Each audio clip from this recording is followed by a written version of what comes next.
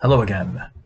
All right, so today's political dimension episode is going to be centered on. I want to make this one briefer than the other one was. This one will be centered on nationalism, and I just want to visit just how destructive nationalism and whether that be in the form of patriotism or just conventional fascist, the extreme fascism. I consider that like the extreme expression of nationalism becomes fascism. Uh, and why is this the case? Okay, as I understand it, and I'll try and articulate this in a way that's not too complicated, is that nationalism is a kind of like fervor and arguable fanaticism towards pride in one's birth region or birthplace, or sometimes this might maybe be a subset of a bigger nation.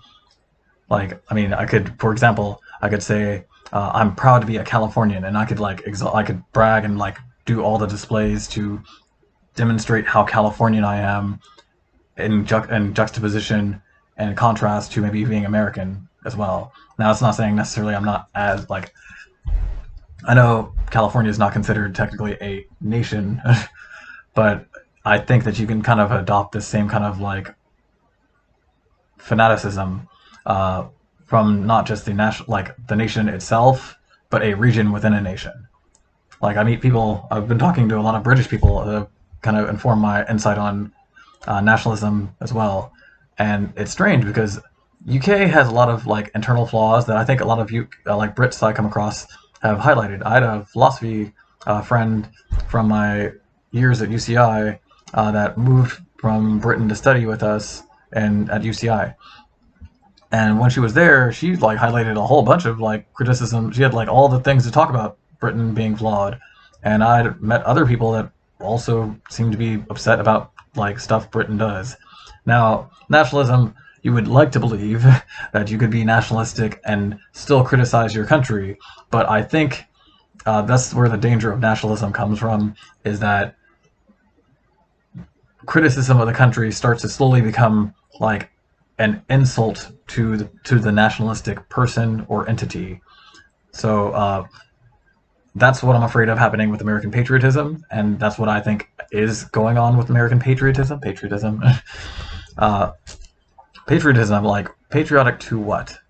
And that's why I think people really need to always think about when they're thinking about their nation they belong to, and their culture and whatever else that might entail. Uh,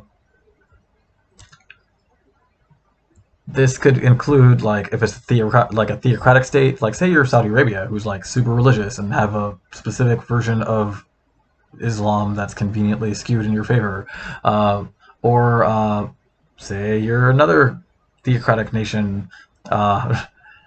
Theocratic nations almost seem to exacerbate, nationalism and theocratic nations usually go more intensely together, and they're more toxic to human rights, in my opinion, if that's the case. Because fanaticism of nationalism is I'm so proud of my country, I'll essentially kill other people for it. And not only that, even when my country is wrong, I will still be proud of my country, because I'll even be proud of the bad things that my country does, and that's irrational to me. uh, I think it kind of counters constructive like evaluation and analysis of a nation, one's own and other nations as well.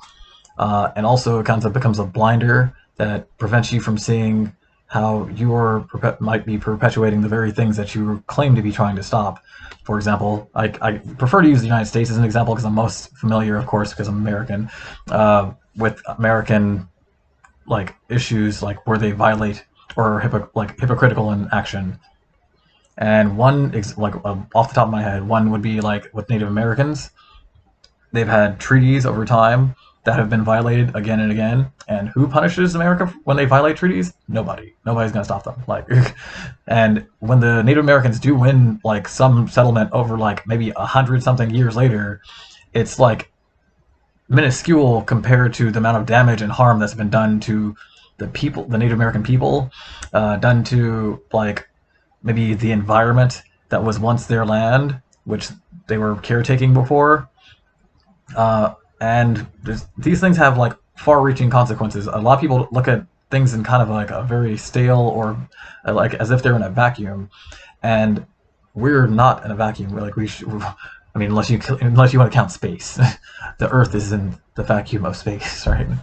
But realistically speaking, it's unhealthy and unproductive. And if you value human rights, and that should actually be what you want to be loyal to within reason, of course. Like if there's, I mean, I'm somewhat more pragmatic.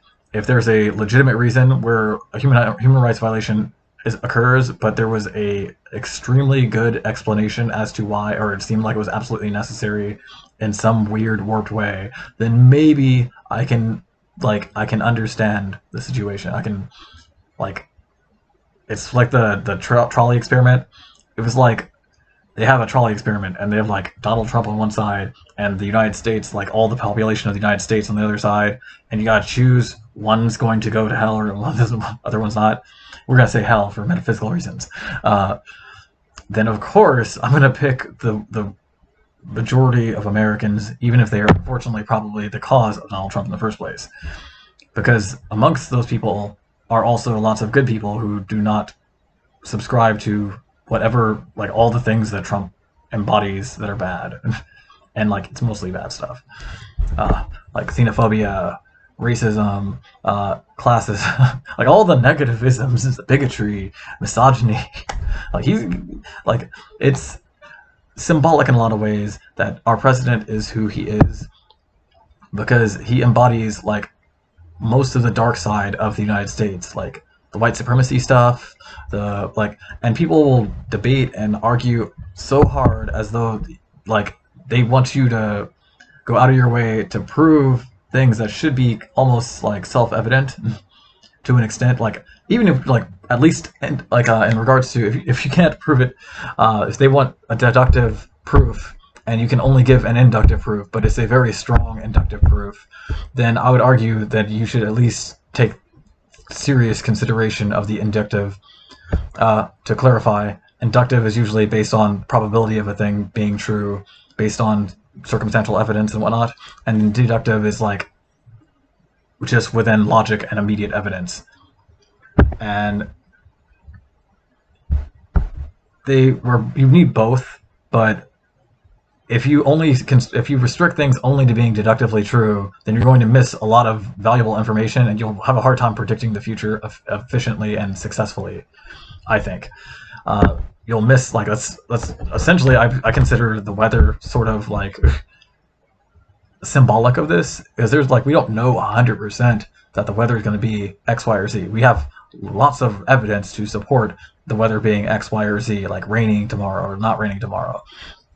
Or whether something like a crime, like Sherlock Holmes is the example of inductive logic, even though they call it deductive logic. He infers a lot of information from surrounding evidence, and that's how he comes to his conclusions. And he uses like, I mean, some of it's like almost magical, but like it's a valuable and valid line of reasoning and of gathering like a sense of truth versus falsity, or probable versus improbable, or unlikely. That being said, with nationalism, we have different species of it, and I view nationalism as also being like the nation level of racism. Seems kind of like messed up, and I understand like there's lots of nuance here to explore regarding different nations' cultures, practices, and like just general like mode of being, how they interact with other neighboring nations, other countries, and whether they're benevolent in those interactions, what the context in it, why are they reacting or responding in a volatile or aggressive fashion. There might be some like considerate or some valuable reasons for them to be, or valid reasons, for them to be antagonistic towards a neighbor.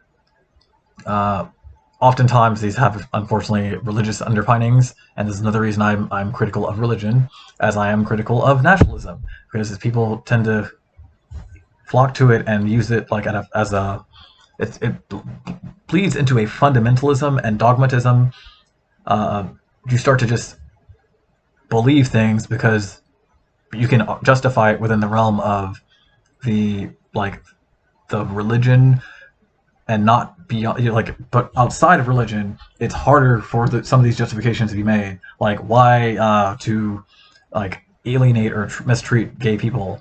They use this religious context supposedly about some passage in the Bible says that or supposedly says that homosexuality is like an abomination or something, and but you don't see the guy who's the book is supposed to be most about.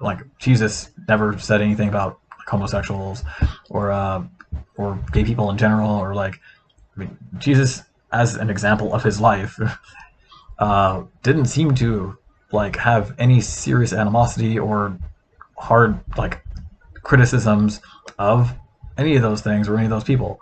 You can infer some things from Jesus' example of his life, at least as it's written about.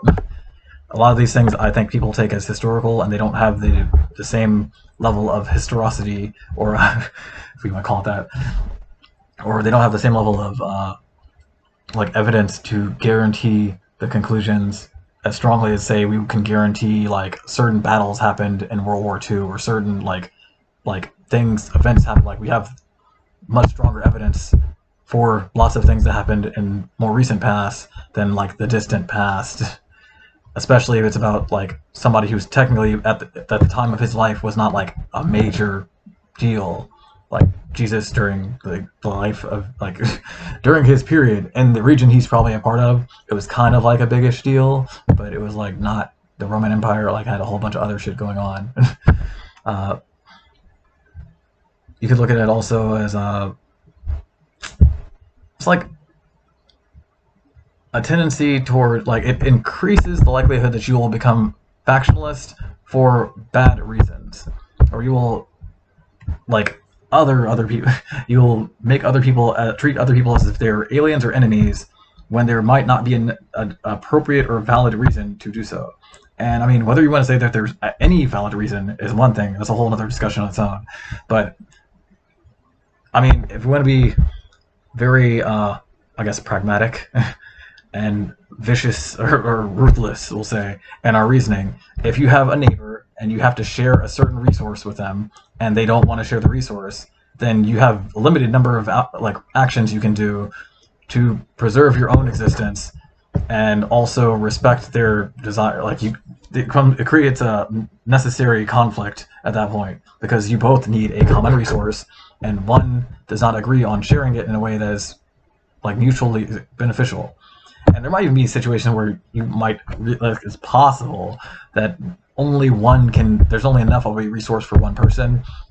But a lot of times arguments from this sort of poverty mindset we're often for example, the United States again. I can always go back to the United States because it's the perfect example of lots of things being done wrong. The United States likes to argue about oh, we don't have money for healthcare, we don't have money for free education and other things that would be benevolent and useful and important, necessary, arguably, for society.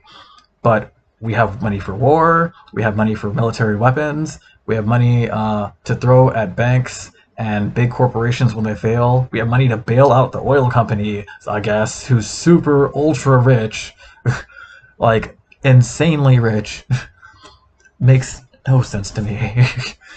Of course, I mean, I understand why some of these things fall into place. These things are the way they are. There's entrenched powers that benefit from this oligarchy in the United States, and they're trying to protect their interests, and they manage to basically brainwash most people into thinking that, to believing things that are contrary to their own values. And they've been able to use not only misinformation about this, but by cutting funding to education, making higher education harder to access, they create they drive people down pathways where they don't have time to think about these things.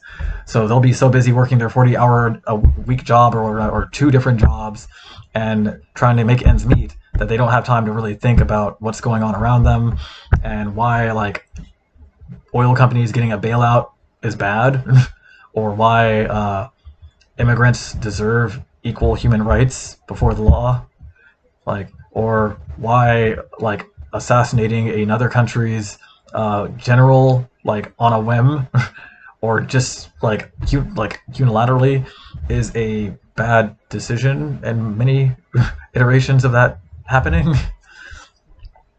and many other situations like what's something else we've fucked up recently, or like why withdrawing suddenly and abandoning one of our allies, the Kurds in Syria, was not only just like it's a dick move. It was like that's a gross understatement, sadly.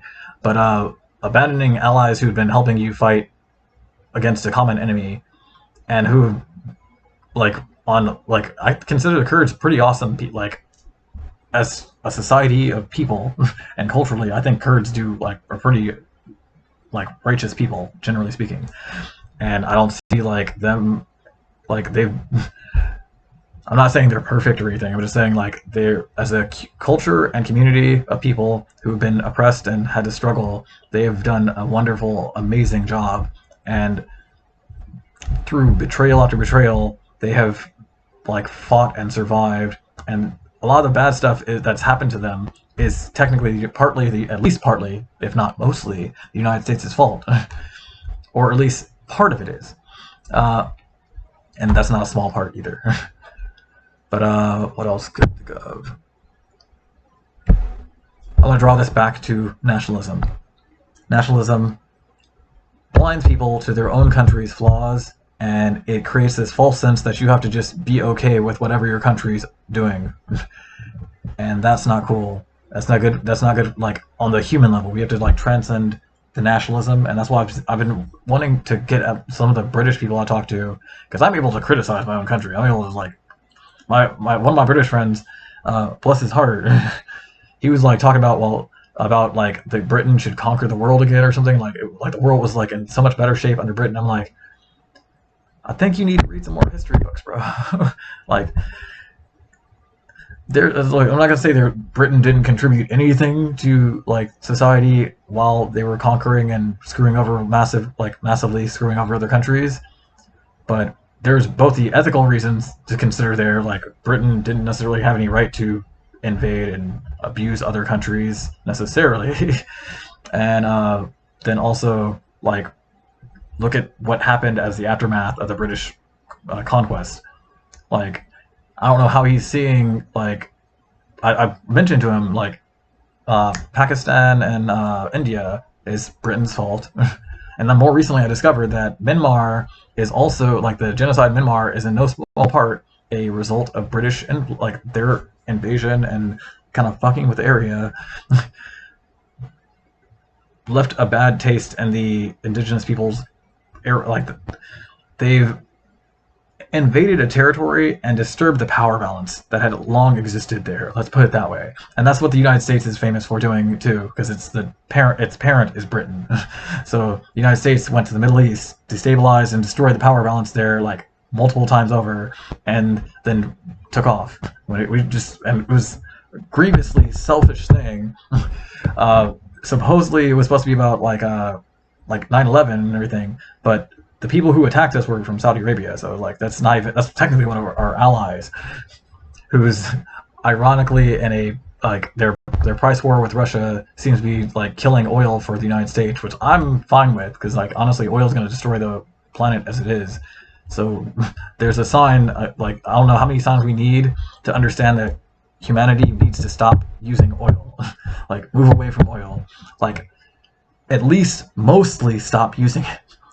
I want to see like the same kind of investment that goes into military and into like bailing out failing businesses and corporations, mainly the big ones. I can forgive small businesses and stuff for failing here and there, especially in a toxic environment where big corporations basically can like screw over and cheat in the system. We don't have like I don't like to argue again in terms of capitalism, but we don't have the variety of capitalism that would be healthy capitalism. So, all right. To review what I'm trying to get at here, nationalism it's going to create unnecessary biases within people, and it makes you think that your country is somehow like infallible or just somehow innately better than another country, and also gives you this false sense of pride that you were like, as if you chose to be born there. You just happened to be like, well, all of us just were born in these fucking places, and if you were born in another place, it's dangerous for I can understand in a poor country for them to have a sense of like nationalism out of like a need to have a sense of self-worth and value, because the world's basically like screwing over smaller countries like that. So if you're like, what's the impoverished country? I don't want to like throw shade or anything, but like I have to use examples. I mean, I feel it's necessary. So we'll say no, this is an easy one because nobody like this wouldn't be as controversial. North Korea. Yes, North Korea has all sorts of flaws. It is raw. Like there's lots of human rights violations. Like yes, da da da. But let's just go to why there might be nationalism within North Korea, other than the obvious like military state, which is again nationalism. How do I put it? There's wherever there's grievous poverty in North Korea, there is grievous poverty. You have to find some sense of self-worth to juxtapose you against the people who are basically screwing you over. So, alright, maybe, and this is just hypothetical, I don't know, I have to do more research and like anybody else, and all these things, it's hard to say you can prove it without a doubt. But maybe if we were like less antagonistic to other countries and more diplomatic, we would need to like just utilize military force or threat constantly. It's like when a parent has to like hit their kid all the time with a belt. Eventually, it stops like bothering them, and you start to have it builds a resentment from the country that you're like building this antagonistic relationship with and exploiting essentially. Now, I'm not saying I'm not going to go into what our relationship with North Korea is in depth. I'm just using them as an example of why is there such fierce nationalism. One, it's a life necessity for them. And actually, I would argue in a lot of places, it's almost a necessity to have a sense of like this visceral sort of patriotism that's I consider nationalistic. And I consider technically all patriotism should be considered nationalism. Like a lot of people try to put them into separate categories, but I don't like it. It doesn't make sense to me for you to be proud of something that you didn't actually choose yourself. I mean, I guess you can say you chose not to leave the country, but like, did you really have a choice? Did you really like decide one day, like, yeah, I'm just gonna leave the country? Da, da, da. Like, no. What would happen to you if you just abandoned whatever your citizenship was? Bad things would probably follow, unless you're like super rich, like Mark Zuckerberg or somebody who can just flee to like say Singapore or one of the other countries that will accept him because he has lots of money.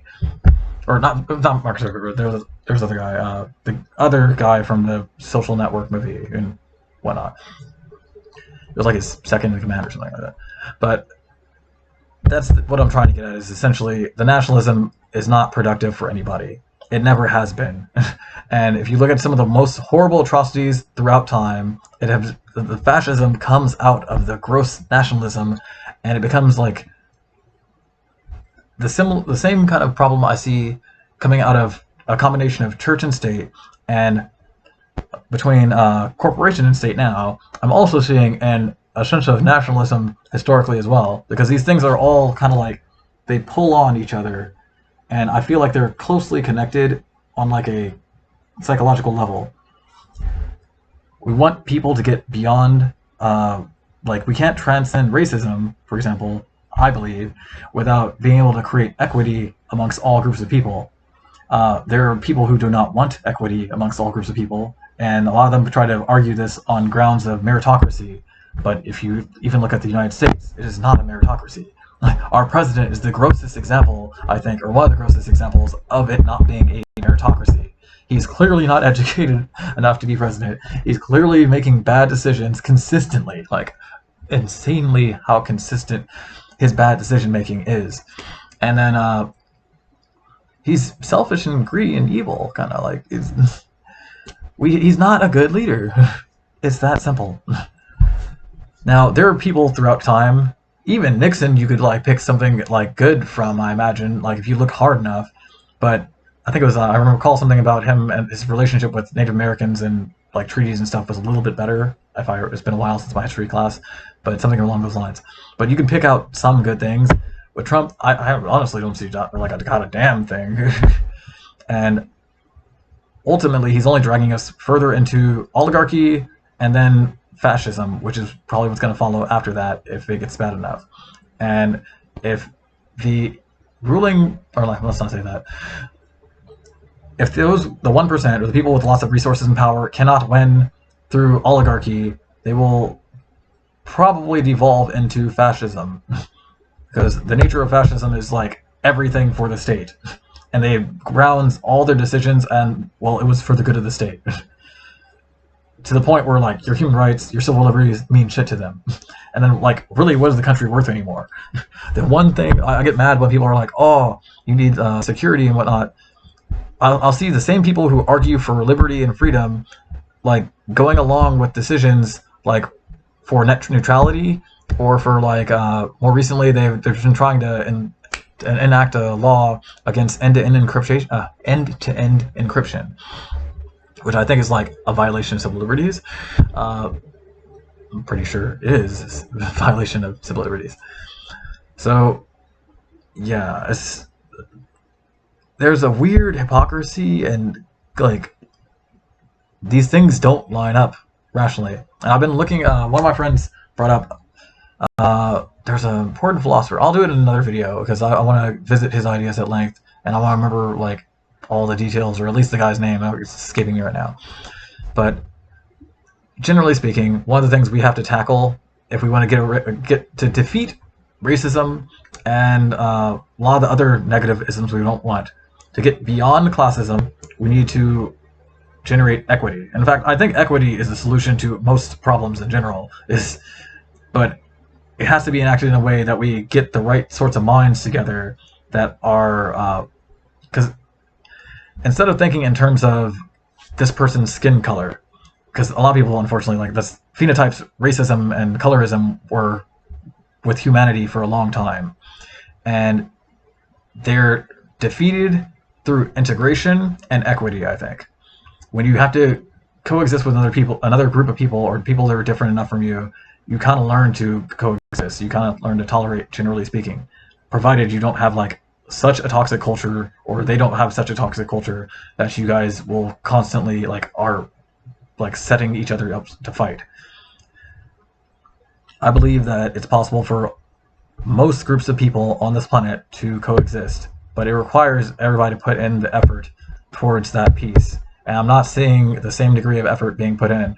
Like my school lit up, for example, this is just a micro level example of this, but healthcare workers are doing a lot for the United States right now during the virus, and my school like lit up their part of their school blue. And I've seen this done before. We've done the little flag thing. I even did it before with like when some tragedy happens, we like do a flag symbol or something to show solidarity, which is nice to have the symbol of solidarity, but we need the actual solidarity to follow with the symbol of the solidarity.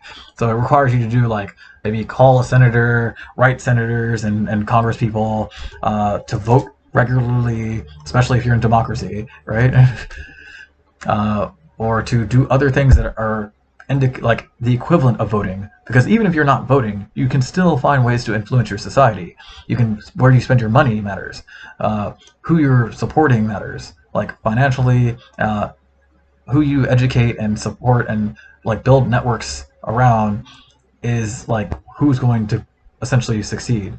And unfortunately, I'm seeing a lot of people we're paying into the very people who are oppressing us, and the very billionaires like they've convinced people that rent control is bad in California when like our rent's insane. Thankfully, the virus has actually probably lowered the cost of living, or like the cost of housing and whatnot a little bit, but I don't know if that accounts for apartments. It's really just for housing, I think.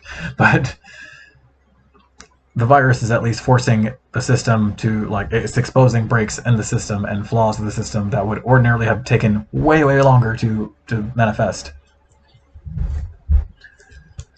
So yeah, I'm gonna end that because it's at 30 minutes now.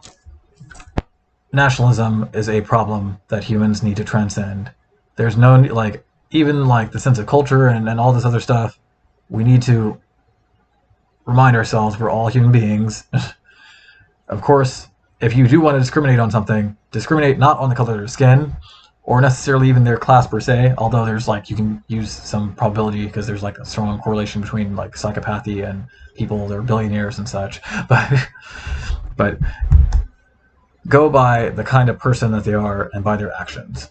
And that's what I think Martin Luther King was suggesting. And a lot of people, even Malcolm X suggested, is like I judge people on their character and behavior and the consistency within that. That's what, if you want to form tribes around anything in this world, form tribes around common vision and like idea of what things are, like what the goal is. Ideally, I would hope that would be subscribe to some kind of expansion of like clarification as much as possible, and an expansion of human rights. Because I think human and like environmental rights, because humans aren't the only important thing in the world, and there's actually like honestly, you can have half the human beings on this planet go like to be wiped out, but if you wipe out like half the life in the ocean, don't know if it's gonna the damage is gonna be a lot worse for both parties. So yeah, we need to improve the quality of human beings in this world, and that's something that I want to see done. I'm trying to embody that as much as I'm reasonably able to. I'm not perfect. Nobody's perfect, but like you can try a little harder. We all can try a little harder, right? So on that note, we'll end. Thank you. Peace out.